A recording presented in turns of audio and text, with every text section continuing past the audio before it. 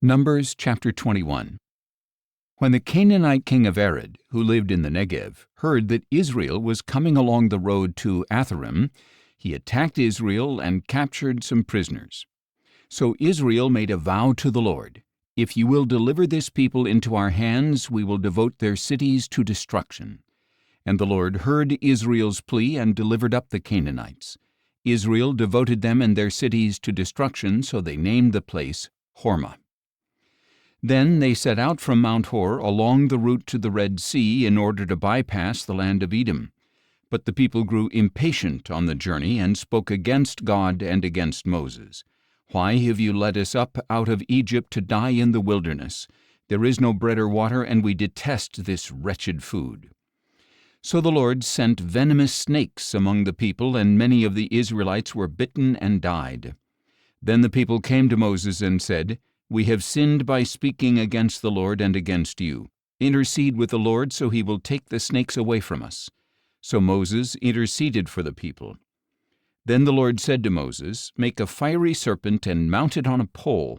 When anyone who is bitten looks at it, he will live." So Moses made a bronze snake and mounted it on a pole. If anyone who was bitten looked at the bronze snake, he would live. Then the Israelites set out and camped at Oboth. They journeyed from Oboth and camped at Atharim in the wilderness opposite Moab to the east. From there they set out and camped in the valley of Zered.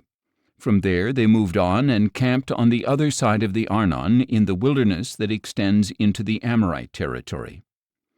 Now the Arnon is the border between the Moabites and the Amorites. Therefore it is stated in the book of the wars of the Lord, "Waheb in Suphah and the wadis of the Arnon, even the slopes of the wadis that extend to the site of Ar and lie along the border of Moab." From there they went on to Beer, the well where the Lord said to Moses, "Gather the people so that I may give them water." Then Israel sang this song, "Spring up, O well, all of you sing to it. The princes dug the well, the nobles of the people hollowed it out with their scepters and with their staffs." From the wilderness the Israelites went on to Mattanah, and from Mattanah to Nahaliel, and from Nahaliel to Bamoth, and from Bamoth to the valley in Moab where the top of Pisgah overlooks the wasteland. Then Israel sent messengers to Sihon king of the Amorites, saying, "Let us pass through your land. We will not cut through any field or vineyard or drink water from any well. We will stay on the king's highway until we have passed through your territory." But Sihon would not let Israel pass through his territory. Instead, he gathered his whole army and went out to confront Israel in the wilderness. When he came to Jahaz, he fought against Israel. And Israel put him to the sword and took possession of his land from the Arnon to the Jabbok, but only up to the border of the Ammonites, because it was fortified. Israel captured all the cities of the Amorites and occupied them, including Heshbon and all its villages. Heshbon was the city of Sihon, king of the Amorites, who had fought against the former king of Moab and taken all his land as far as the Arnon.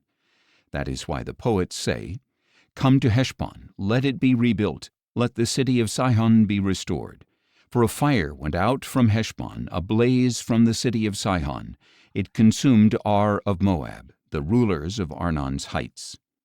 Woe to you, O Moab! You are destroyed, O people of Chemosh. He gave up his sons as refugees and his daughters into captivity to Sihon, king of the Amorites.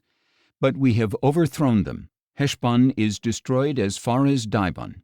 We demolished them as far as Nophah, which reaches to Medeba." So Israel lived in the land of the Amorites. After Moses had sent spies to Jazer, Israel captured its villages and drove out the Amorites who were there. Then they turned and went up the road to Bashan, and Og king of Bashan and his whole army came out to meet them in battle at Edrei. But the Lord said to Moses, "Do not fear him, for I have delivered him into your hand, along with all his people and his land. Do to him as you did to Sihon king of the Amorites, who lived in Heshbon." So they struck down Og along with his sons and his whole army until no remnant was left, and they took possession of his land.